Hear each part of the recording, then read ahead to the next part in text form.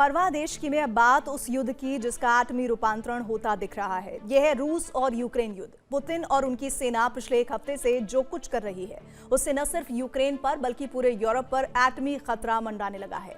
Putin ने Belarus में एटमी बारूद का ढेर लगा दिया है। पुतिन के इस कदम के बाद यूरोप में ऐसा भय व्याप्त हुआ है कि ट्रंप को उनका रक्षक बनना पड़ गया। यूक्रेन युद्ध को 4 साल 2 महीने हो चुके हैं, यानी काफी लंबा समय बीत चुका है। लेकिन अब रूस के राष्ट्रपति पुतिन इसे और लंबा नहीं खींचना चाहते हैं।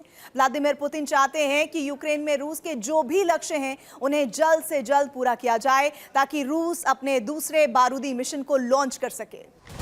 इस बारूदी वर्षा के 2 ही मकसद हैं। पहला, रूस की शर्तों पर यूक्रेन सरेंडर को मजबूर हो जाए। दूसरा, अगर वो सरेंडर नहीं करता है तो सैन्य ताकत से सभी लक्ष्य पूरे किए जाएं। पुतिन ने युद्ध को खत्म करने की नई डेडलाइन फाइनल कर दी है। पुतिन ने अपने वॉर कमांडर से कह दिया है कि वो इस साल के अंत तक यूक्रेन युद्ध जीतना चाहते हैं।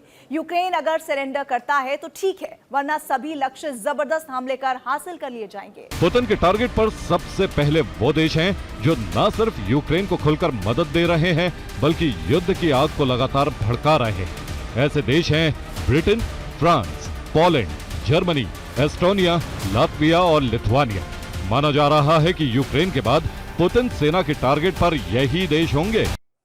यूक्रेन युद्ध का एटमी रूपांतरण कैसे हो रहा है, इसे आप इस तरह समझेंगे जब आप पुतिन और उनकी सेना की गतिविधियों को जानेंगे। दरअसल रूस ने बेलारूस में एटमी हथियारों की तैनाती कर दी है।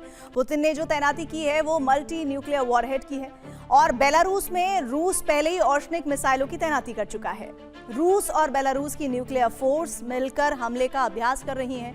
इस संयुक्त युद्ध अभ्यास से पहले रूसी न्यूक्लियर फोर्स अकेले लाइव फायर ड्रिल कर चुकी है। इन्हीं सब वजहों से माना जा रहा है कि रूस किसी भी वक्त यूरोप पर हमला कर सकता है। युद्ध अभ्यास में 200 से ज्यादा मिसाइल लॉन्चर से मिसाइलें फायर की गई। इसमें 140 लड़ाकू विमान, 73 वॉरशिप और 13 सबमरीन शामिल हुई।